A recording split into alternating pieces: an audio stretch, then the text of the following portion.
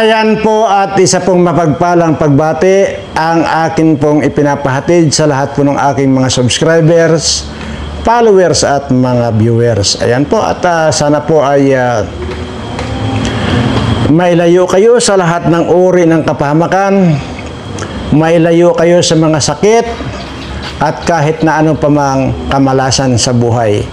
Bagkos ang darating sa inyo mga subscriber ko ay biyaya or swerteng walang katapusan. Ayan. At ayaw ko po munang magmura ngayon dahil linggo naman ngayon ay iiwasan ko po muna ang magtalakay nitong mga kawatang mga politiko. At dahil nga para maiwasan ko na rin po yung huwag makapagmura. Ano po? Kaya naman po yung paalala ko lang sa inyo po at linggo naman ngayon ay magbigay po kayo ng oras para sa ating Panginoon na para kausapin siya. Yung taimtim sa inyong puso, taimtim sa inyong isipan, taimtim sa inyong kalooban na lumapit sa Kanya. At lahat po ng ilalapit ninyo, lahat po ng inyong kahilingan, ako na po ang nagsasabi sa inyo, lahat po yan ay igagrant niya. Ano po? So, yan lamang po ang yan lamang po ang ating gagawin bilang isang tao, bilang nilalang ng ating Panginoon ay obligasyon po natin na lumapit, ibigay sa Kanya anuman yung ating mga problema. Ibigay natin siya. Bahala na po siya ang mag-resolve ng anumang problema mo. Basta ilapit mo po sa Kanya ng taimtim, sabihin mo sa Kanya, ikaw na Lord ang bahalang mag-resolve ng problema kong ito. Ano po? Ganun lamang po yan.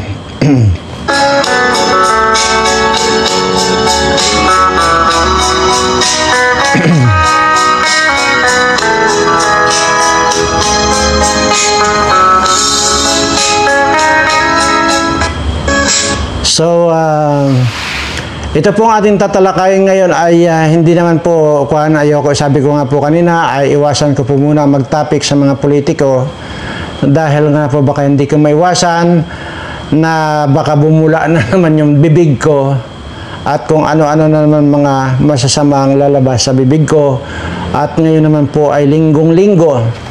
So, kailangan po natin na maging pino ngayon. So, kumpirmado na po yung nalalapit na paglaya ng ating butihing former President Duterte. Ano po? Kumpirmado na po yan at yan po ay inaayos lang. May konting pinaplansa lang sa mga dokumento at malaya na po siya. Gaya po ng ating sinasabi. Pero pang samantalang paglaya lang po yan dahil interim release lang po yan. At ang masama lang po at nakakalungkot yung hindi dito sa Pilipinas siya dadalhin kundi mayroon pong isang bansa na willing magkup-kup sa kanya. So ibig sabihin, dahil sa mayroon pong bansa na kukup-kup sa kanya, doon po yan dadalhin sa bansang kukup-kup sa kanya. At kung ano man po yung bansang yan ay hindi ko pa rin po alam dahil sinisikreto pa po ng ICC. At nakalagay naman po sa kanilang website yan na hindi pa po nila sinasabi kung aling bansa yung gustong kumukup kay President Duterte. Ano po? So hindi po natin alam. So antayin lang po natin. Pero sigurado po dito ay makakalabas po siya ng ICC or detention cell ng ICC. At yan po ang pinakamagandang balita, bagamat hindi pa totally dismissed yung kanyang kaso, ay malaking bagay na rin po yung at least malaya siya kung saan man po yung bansa na pagdadalhan sa kanya. Malaya siya, hindi po kagaya diyan sa ICC na wala pong pwedeng dumalaw sa kanya maliban po doon sa mga kamag-anak lang po. So, malapit na kamag-anak lang po. So, yan po. At malaking bagay na rin po yun. At yun, may mga nagsasabi na Malaysia Malaysia daw yung kumupkup. So, hindi pa rin po natin alam yun. At yun may mga pawang mga speculation lang po ng mga iba na Malaysia. Pero mas maganda nga po kung Malaysia dahil nga malapit lang po yan sa atin, sa Pilipinas. At yan naman po ay, kung hindi po ako nagkakamali, ay hindi na po nire-require ang visa dyan. So, yun. At kung ganoon, at Asia, so, ang klima, pareho lang dito sa atin. Hindi kagaya sa Dahig, sa Netherlands na napakalamig. Kaya nga po, kung inyo po matatandaan, sinasabi ko po diyan dati, napupunta ako diyan pagka hindi na po malamig. Sa ngayon po, malamig pa rin daw po pala sa Netherlands ngayon. So, mas maganda kung sa Asia nga siya, ay yun po, siguro doon na po tayo ay pwede na po tayong makapunta anumang oras. Ano po? So, yan po ang gusto ko labang pong ibalita sa inyo dahil parang nakakatuwa naman na mabalitaan natin na sa wakas ay magkakaroon na siya ng pangsamantalang paglaya. At yun naman po, kasunod na nun ay yung final release na sa kanya. So, ayan po.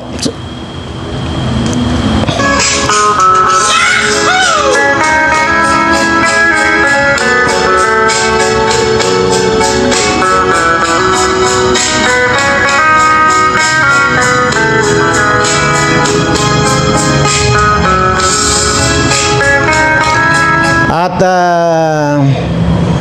ganun pa man, kahit na sinabi kong iwasan muna natin yung itapik yung politika, ay mayroon lang po akong papasadahan lang po ng kaunti, bagamat ito ay napasadahan ko na noong kailan. Ito po bang si Soto ay naggagaling-galingan. Una, hindi naman abogado ito. Hindi ka ba nahihiya, Soto, na yung mga para kang nag-aabogado dito sa mga prosecutor na ito, dito sa mga congressman na ito. Para kang ikaw na nag-aabogado na wala ka namang karapatan na magsalita na pag-aabogado mo dyan sa mga congressman na yan. Ang sinasabi ko lang dito, wala na kaming magawa dahil naipanalo ka na ni George Garcia, ay tumahimik ka na lang, huwag ka nang daldal ng daldal dahil napupuna ka ng mga magagaling na abogado. Diba? Hindi mo kanyan, hindi ka nahiya doon sa mga pinupuna ka ng mga talagang totoong mga abogado. Naging senador ka lang at naging Senate President ka lang. Huwag kang magagaling-galingan dahil hindi ka naman abogado. At una, wala ka namang ginawa dyan. Ano bang ginawa mo sa kwan? Ano bang ginawa mo dito sa kababayan natin? Wala akong matandaan na ginawa mo sa mga kababayan natin. Bagkos kami pa ang nagpapalamon sa inyo. Pero sa totoo lang, hindi ako naniniwala na kayong dalawa ni Lacson at itong si Bam Aquino, itong si Kiko Pangilinan, at itong si Lacson ay hindi ako naniniwalang ibinuto kayo ng tao. So, kaya huwag ka na magbida-bida dahil alam namin na yan ay bunga noong overbooting na 30 million. So, yan po. Kaya pasalamat ka nga lang at linggo ngayon at pero yun lang masasabi ko na huwag ka nang bida-bida. Kung ikaw ay meron pang gagawin dyan, pero alam ko wala ka namang gagawin dyan, kundi tumanggap ng sweldo mo na 280,000 to 300,000 monthly yan na sweldo mo plus 2 million buwan-buwan. Yan po yung mga tinatanggap ng mga senador. 280 or 300,000 ang sweldo po ng mga yan. Yun pong tinatawag talagang sweldo, as in sweldo. Imaginin mo yan kung gaano kalaki. Pero ang mabibigla pa kayo, allowance lang, 2 million na. Buwan-buwan po yan. Maliban pa po dyan yung PDAP nila. Na basta nandyan po yan sa 100 million. Ayun naman po ay yearly yung 100 million. Ito pong sinasabi kong 200 million ay 2 million, ayan po ay buwan-buwan. Kaya ang gagaling itong mga senador natin, ano? Tapos wala namang pinaggagawa, kundi puro paganyan lang. Wala namang kayong ginagawang direktang pagtulong sa ating mga kapwa Pilipino. Kasi kung meron kayong ginagawa, wala na sanang gutom nating mga Pilipino. Pero ngayon patuloy po yung pagdami ng mga kababayan natin na walang masaing. Patuloy po yung kahirapan, parami ang nagugutuman. Kaya di ko alam kung anong pinaggagawa ninyo dyan. Kagaya nito, katatapos lang ng botohan, nandyan na uli yung usapang politiko na naman. Saan po pulutin itong mga kababayan natin kung ganyan lagi kayo? Imaginin mo, katatapos lang ng botohan. Ngayon, ang pinag-uusapan na naman yung mga kandidato na naman, yung papasok na naman sa 2028. Tingnan nyo, sa totoo lang, puro kayo pahirap sa tao, sa totoo lang. Sana nga lang, magkaroon ng presidente sa susunod na buwagin na yung kongreso na yan at saka itong Senado na ito. Unang-una, ano bang mga pinaggagawa nitong mga congressman na ito? Magnakaw na magnakaw. Imaginin mo yung bilyon-bilyon na yan na kinukulimbat itong mga congressman na ito. Yung isang marami sa kanila ay nagpipiyesta doon sa pagsuot ng Rolex, na kung saan noong bagong mga congressman yan, ang mga relo niyan ay ano yung mga relo ba na kwan?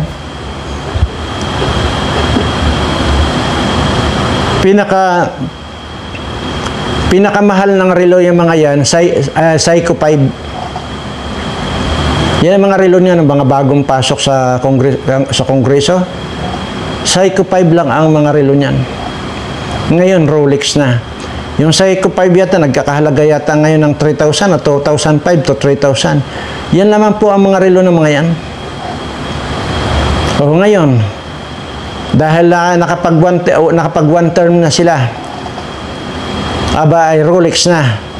Yan ay nagkakahalaga ng pinakamurang 250,000 at hanggang kalahating milyon, mayroon pang 1 milyon mahigit.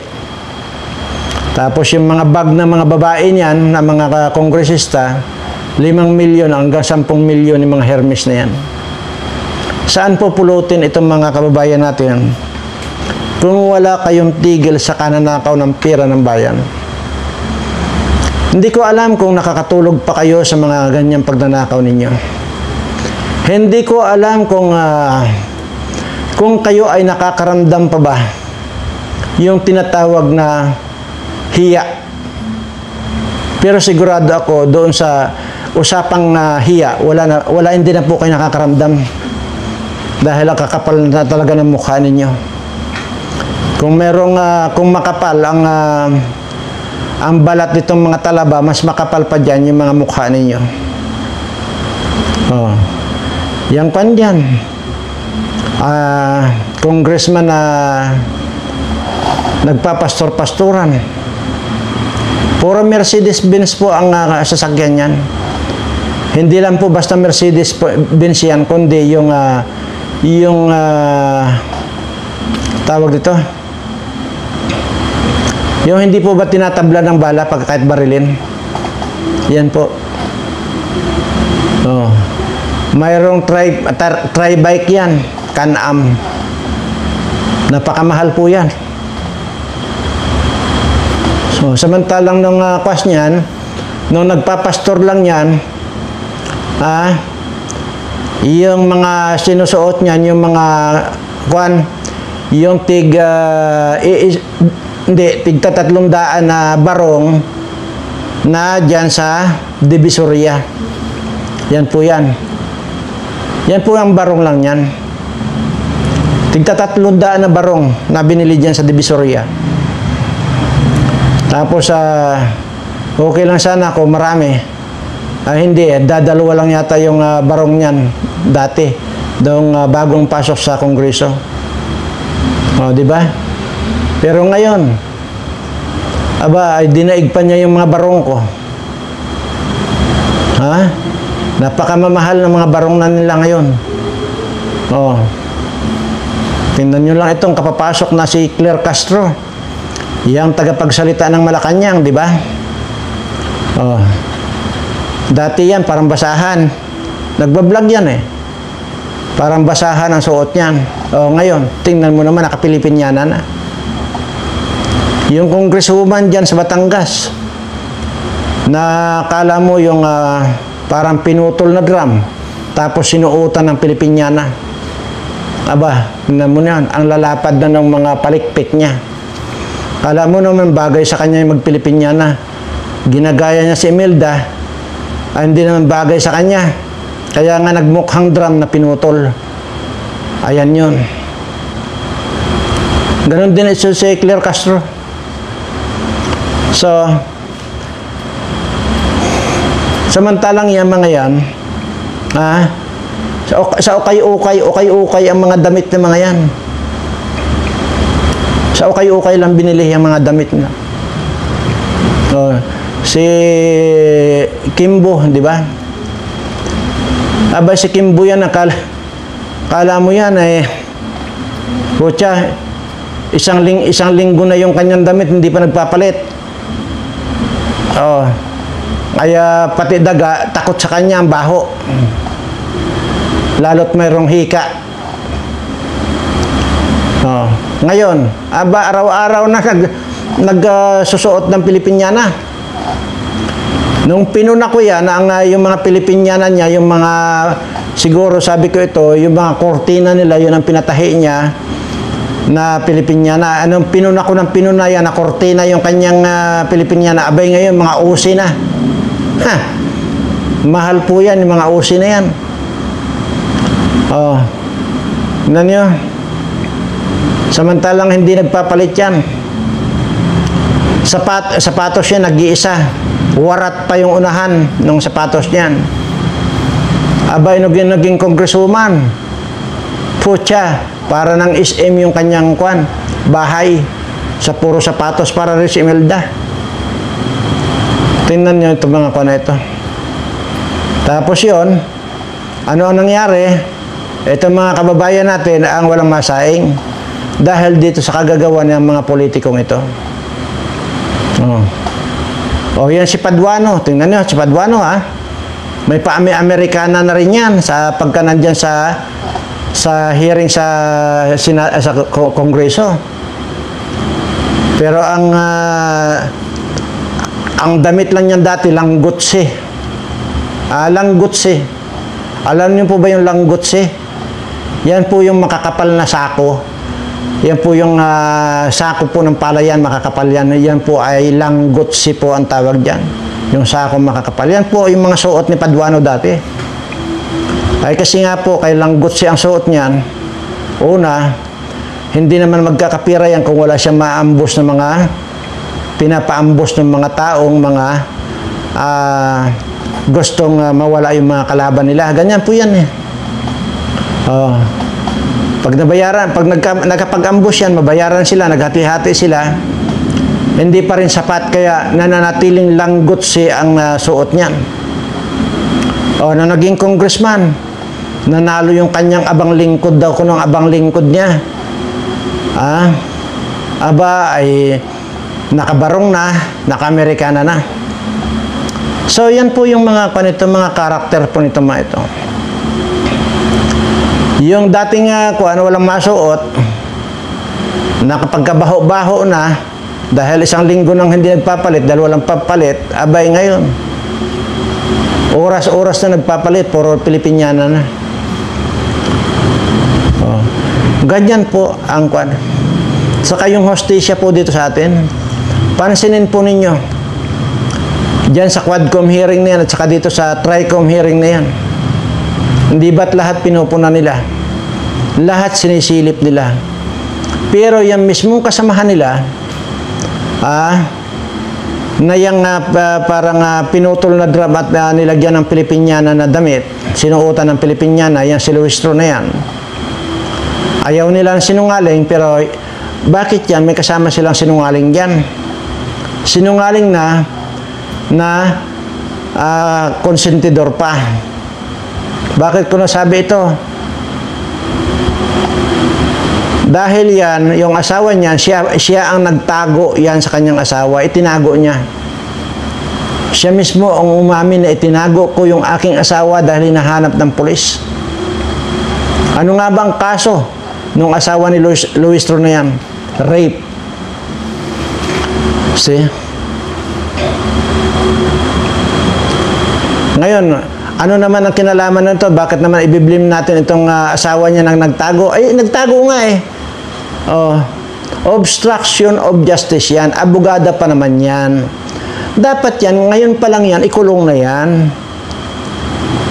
Talagang ang batas talaga rito sa Pilipinas, pag ikaw ay nakursunadahan, wala kahit anong motion mo, kahit anong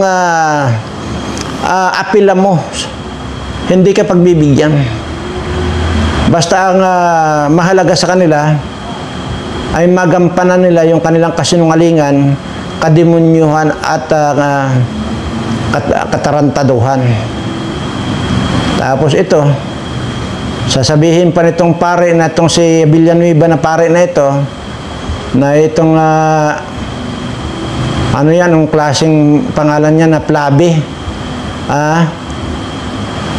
na yung 18 bumuto raw sa pagbabalik ng article of impeachment sa Kamara ay mga hudas daw. Oh. Pero baka hindi pa rin yun yung alam mga kaibigan na yan pong pare na yan ay adik. 15 taon pong nag-adik yan.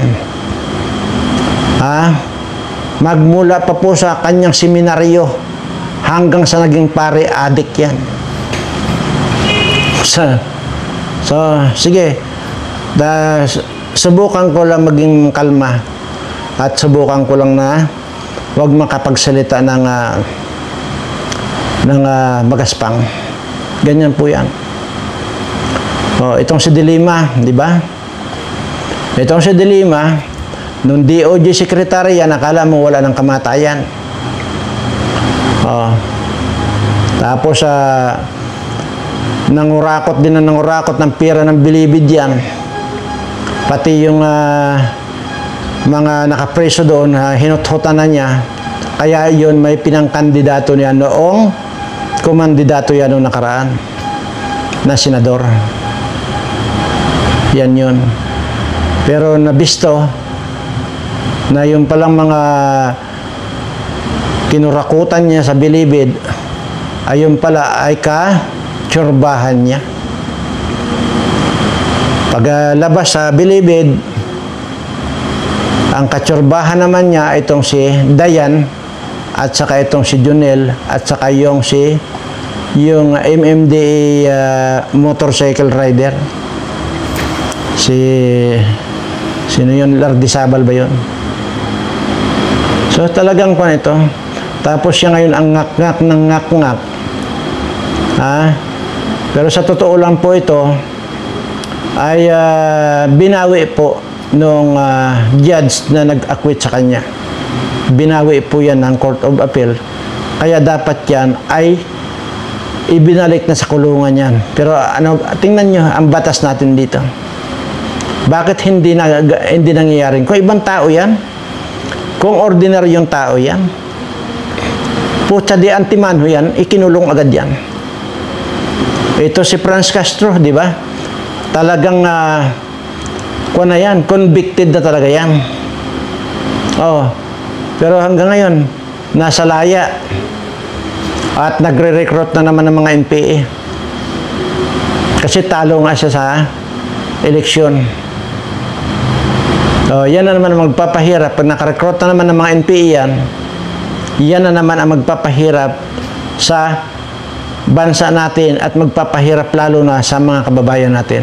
Ganun lang po ang kwan. Pauli-uli lang po yung problema natin. Pauli-uli lang. Wala pong kwan na ito. Wala pong katapusan na ito. Dahil wala talagang matino na politiko. Kahit kailan. Di ko, sana magkaroon man lang ng matino. Baka hindi po ninyo alam na kayong mga mahihirap ay pinaglalaroan na lang nitong mga politikong ito. Sa anong pamamaraan? Diyan, ayaw nila kayo na umangat sa buhay. Ayaw nila na yung tipong nakakapagdesisyon kayo ng sarili nyo dahil umangat na ang buhay ninyo. Ayaw po nila yan. Gusto po ng mga ito mananatili kayong mga mahirap para pagdating ng eleksyon mabigyan kayo ng ayuda, wala kayong choice kundi ibuto itong mga honghang na mga politikong ito. Yan po yan. Wala naman pong kwan eh. Kasi kung gusto talaga nila itong mga politikong ito, kung gusto talaga nilang paangatin yung buhay ninyo, napakadali. Pero hayaan nyo, mga kaibigan, darating din tayo dyan dahil tingnan natin kung ano ang panggagawa natin sa mga darating na araw.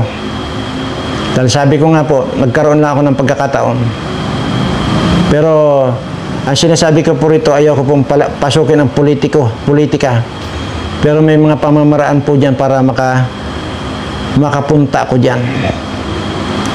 At titiyakin ko sa inyo, lahat ng mga kinulimbat ng mga politiko ko, nakakuha na po yan, nakalista na po yan dito sa notebook ko. Lahat ng mga kinulimbat nitong mga politikong ito, babawiin po natin lahat yan kasama ang interes. At yan, bawiin natin yan na hindi natin ibibigay sa National Treasury kundi direkta nang ibigay sa inyo nating mga mahihirap na kababayan. Yan ang hindi ko makakalimutang gagawin pagka nakatawid na tayo sa tulay. Kaya po, sige, antay lang po natin. Wala po tayong ititira dyan. Ultimong kutsara at tinidor, wala po tayong ititira. Hayaan naman natin sila na sila naman ang kumain sa dahon ng saging.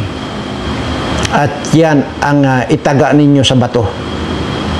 Maging dito sa ulo ni Bato de la Rosa, itagaan ninyo yan. Mangyayari at mangyayari yan. Dahil babawiin natin lahat yan. Sige po, salamat po sa inyong panonood. At nagpapasalamat na rin po ako sa ating Panginoon na nakapagtimpi ako ngayong oras na ito. At napigilan ko yung magbitaw ng mga magagaspang na salita. Huwag po natin kalilimutan ang magdasal, ibigay natin ang ating buong pusong pananampalataya sa ating Panginoon. Maraming salamat po at mahal na mahal ko po kayong lahat.